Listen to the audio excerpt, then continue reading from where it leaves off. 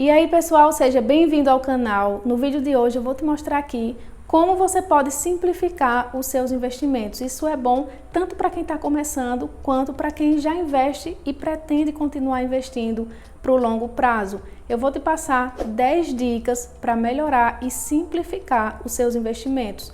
Porque no início, quando a gente começa a investir, a gente pensa que precisa saber de tudo, precisa dificultar ao máximo para poder fazer um bom investimento e não é bem assim. Por isso hoje eu vou te mostrar aqui 10 passos, 10 dicas para facilitar a sua vida e principalmente os seus investimentos. E a primeira dica é: não tenha muitos ativos, não tenha muitas ações, não tenha muitos fundos imobiliários, não tenha muitas ações lá no exterior. Se você é um investidor comum, assim como eu, você não precisa pulverizar tanto assim a sua carteira. Basta apenas ter um compilado ali de algumas empresas, alguns poucos fundos imobiliários, alguns ETFs lá no exterior que você vai estar bem servido em relação a investimentos. Se você escolher boas ações de bons setores, você precisa ali, sei lá, não tem um número mágico, mas não tenha muitas, simplifique a sua carteira de investimento. Eu acho que eu tenho 5 a 6 ações. Outra dica é: você não precisa entender todos os indicadores das empresas ou dos fundos imobiliários. Sabe quando você abre ali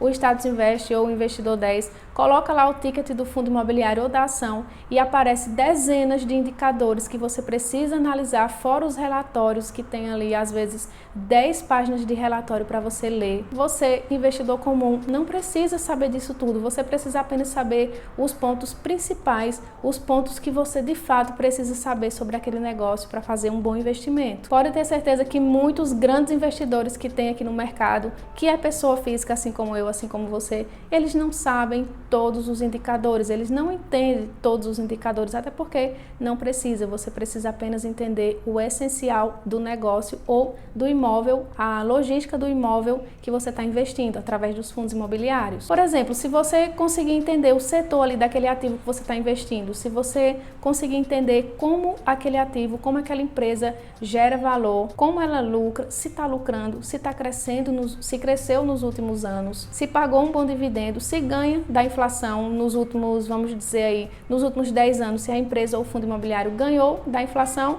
pode ser que seja um bom ativo. Outra dica é: não fique comprando e vendendo os seus investimentos. Se você é um investidor de longo prazo, você sabe que precisa investir em uma empresa e esperar que ela cresça ao longo do tempo. Você sabe que precisa comprar bons fundos imobiliários para que eles valorizem ao longo do tempo e também te dê bastante dividendos. Então não fique comprando e vendendo. Separe, por exemplo, 2 vezes ao ano para você fazer uma checada na sua carteira, ver o que perdeu os fundamentos, ver o que pode continuar, o que pode melhorar e aí você mexe se precisar. Próxima dica é: separe um dia no mês para você fazer os seus investimentos. Você não precisa fazer os seus investimentos toda semana, porque isso te faz perder muito tempo. Por exemplo, sempre que eu vou fazer os meus investimentos, eu dou uma olhada na carteira para ver o que está desbalanceado e assim eu destinar os meus aportes para aquele segmento. Hoje eu tenho a estratégia de ter 20% em fundos imobiliários. Então, quando eu olhar ali fundos imobiliários e ver que eles estão com 18, 17, está abaixo do que eu desejo, eu vou destinar os meus aportes para ele. Se eu for investir toda semana, eu vou perder muito tempo, porque sempre que eu for investir, eu vou precisar dar uma olhada na carteira para entender e ter a certeza de que eu estou fazendo certo. Então, só essa parte que eu preciso parar para olhar a carteira já vai me fazer perder muito tempo. Quinta dica é: anote os lucros e prejuízos. Isso é uma dica para facilitar no imposto de renda e evitar também que você pague imposto sem necessidade. Sempre que você for declarar todos os anos para a Receita Federal os seus investimentos, você vai precisar inserir ali no campo lá do documento da Receita Federal quanto você lucrou e quanto você teve de prejuízo. E para facilitar, toda vez que você vender um fundo imobiliário ou toda vez que você vender uma ação, você já coloca no cantinho, no mesmo dia que você fizer a operação, você já coloca no cantinho que teve, um exemplo, prejuízo de R$200, lucro de R$21, que seja. Quando você for fazer sua declaração, você já vai ter isso anotadinho lá, não vai ter dor de cabeça para informar os seus lucros e prejuízos. Ainda na parte de declaração de imposto de renda, a próxima dica é: faça a compensação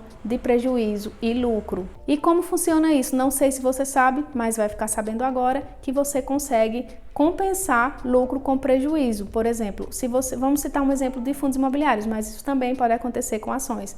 Se em fundos imobiliários você teve um prejuízo hoje, mas lá na frente, daqui a um mês, 2, 1 ano, 2 anos, você tiver um lucro, você pode compensar. Se o seu prejuízo hoje foi de R$100 e lá na frente você lucrou R$100, você não precisa pagar nenhum imposto, pode compensar.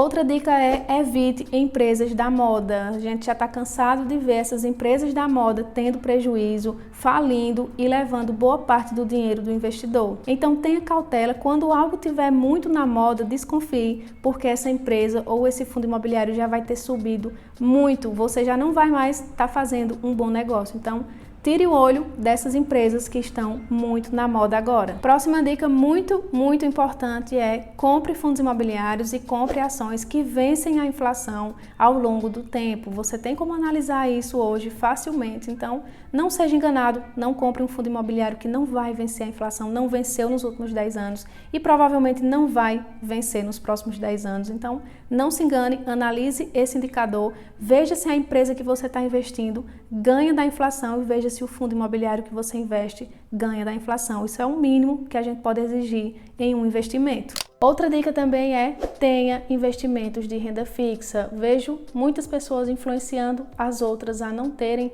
renda fixa, terem apenas fundos imobiliários ou apenas ações ou apenas até mesmo investimentos lá no exterior, mas não faça isso, tenha renda fixa também, tenha um pouquinho de cada segmento para você diversificar direito sua carteira e conseguir fazer ali com que sua carteira tenha o máximo de lucro possível. A renda fixa sempre foi muito bem aqui no Brasil. E a última dica é: tenha ETFs lá no exterior. E por que ter ETFs lá no exterior e não ações? Porque você vai perder muito tempo escolhendo cada empresa. E mesmo que, vamos dizer, mesmo que você escolha 5 a 10 empresas, qual a probabilidade de uma dessas 10 empresas que você escolheu que ela vá subir muito no futuro? Praticamente zero. Então, o ETF de índice, ele já investe em todas as empresas americanas, desde as empresas pequenas até as mais desenvolvidas. Como ele investe em todas as empresas do índice, provavelmente várias empresas vão crescer ao longo do tempo, e se você tiver investido nesses ETFs,